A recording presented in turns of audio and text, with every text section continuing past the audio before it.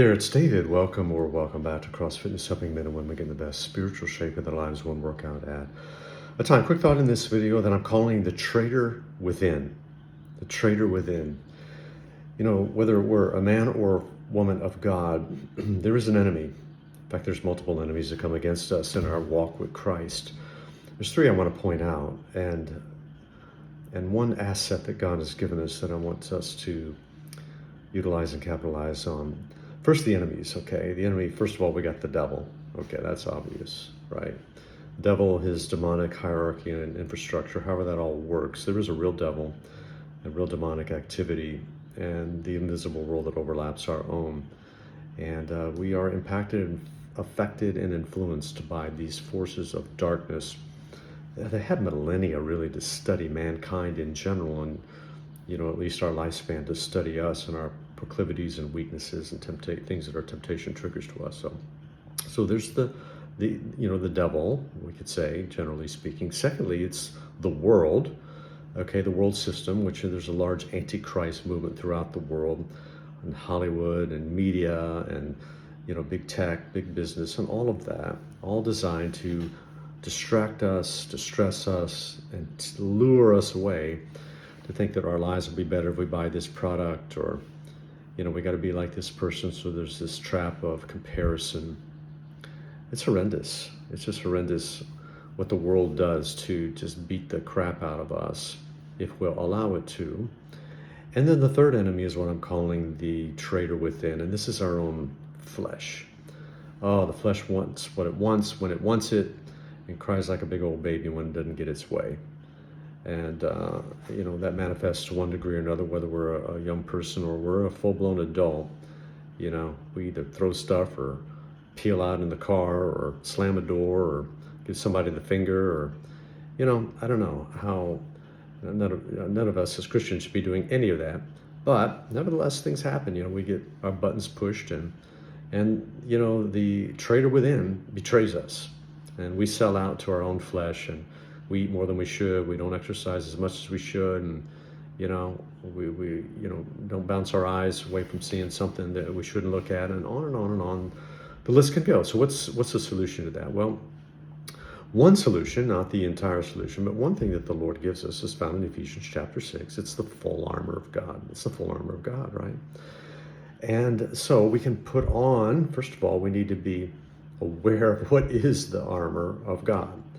We got to know our equipment. Number one, we got to know our equipment: the helmet of salvation, the breastplate of righteousness, a belt of truth. He shod with the preparation of the gospel of peace, taking up the shield of faith to extinguish the fiery darts of the enemy, and wielding the sword of the Spirit, which is the word of God. Okay, there's your full armor.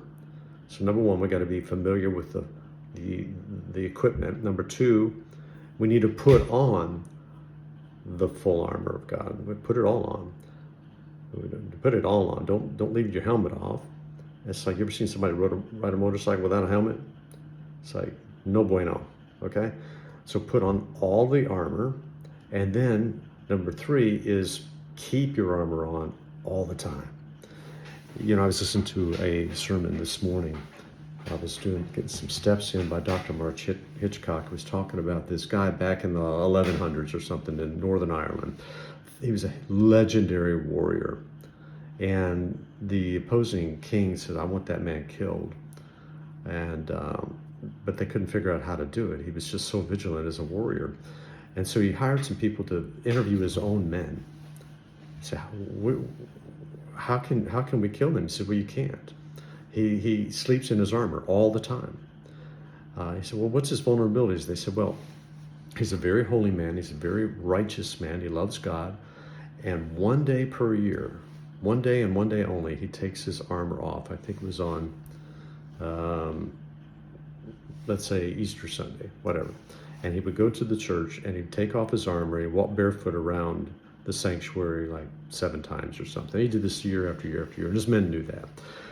They reported that to the enemies, and so guess what happened? Obviously, the enemy came in on that one day when the man had his armor off, and the guy famously,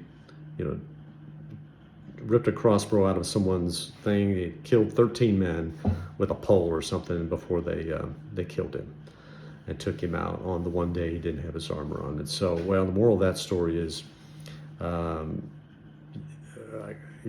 moral of the story is keep your armor on. That's what I want to tell you. Keep your armor on.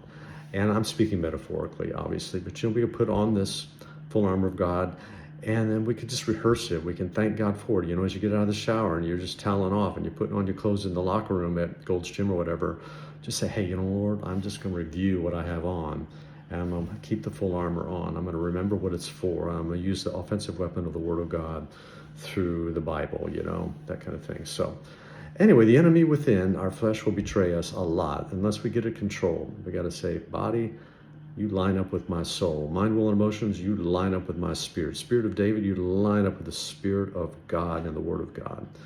And let's keep things in proper order.